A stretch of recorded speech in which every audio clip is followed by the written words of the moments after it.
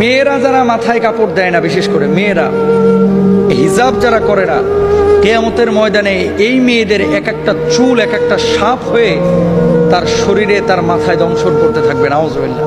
বড় কঠিন বিষয় ভাই। নামাজ পড়া ফরজ, রোজা করা ফরজ, হজ করা ফরজ, যাকাত দেওয়া যেমন ফরজ, পর্দা করা ছেলেদের এবং মেয়েদের তেমনই ফরজ।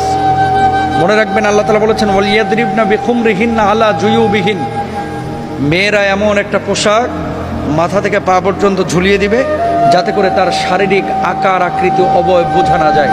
আজকে সামান্য একটু ফ্যাশন করার জন্য, নিজেকে জাহের করার জন্য, প্রেজেন্ট করার জন্য, মানুষের সামনে আমার সিল্কি চুলগুলোকে প্রকাশ করার জন্য আজকে আপনি যে পর্দার খেলাফ কাজটা করতেছেন, এই সিল্কি চুলগুলোই কিয়ামতের ময়দানে এক একটা ওই রাসেল ভাইপারের মতো আক্রমণাত্মক হয়ে যাবে।